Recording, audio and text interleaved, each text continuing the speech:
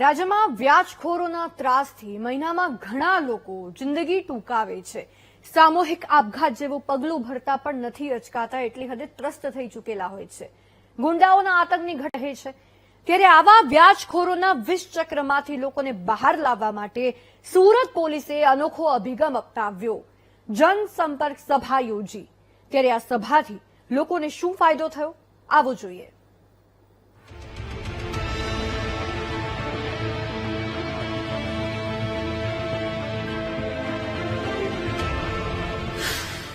શું વ્યાજખોરના ચુંગલમાં ફસાયા છો? વ્યાજખોર પૈસાના નામે માનસિક ત્રાસ આપે છે?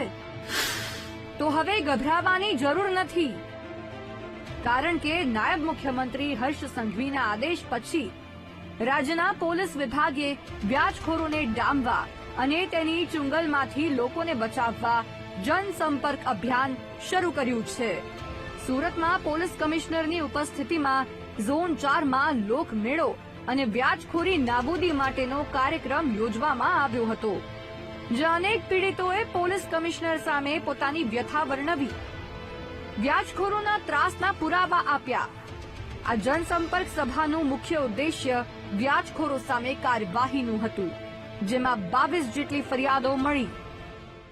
આમાં તો કુલ 22 જેટલા ફરિયાદીઓ અત્યારે એવા વ્યાજખોરોને વિરુદ્ધ ફરિયાદ કરવા માટે અહીંયા આવેલા છે જોઈએ.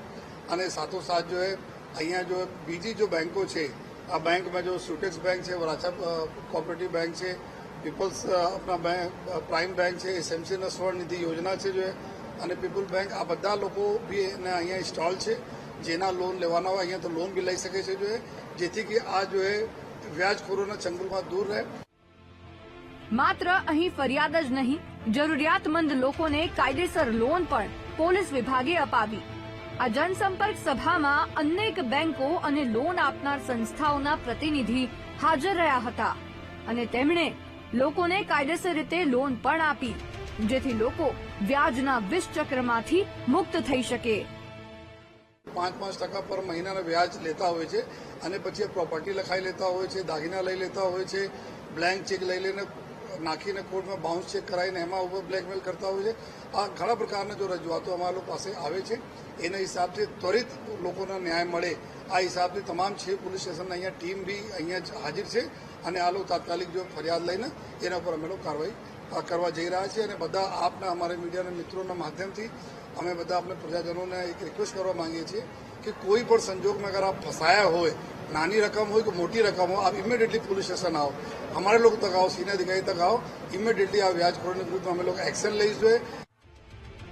ખોટું પગલું ભરતા એક તક પોલીસને આપો.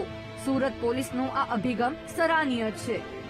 જો દરેક જિલ્લામાં આવી જનસંપર્ક સભા થાય તો ચોક્કસથી ગરીબ લોકો વ્યાજખોરોના ત્રાસમાંથી કાયમી ધોરણે મુક્તિ મેળવી શકે છે. ધ્રુવ સોમપુરા, BTV ન્યૂઝ, સુરત.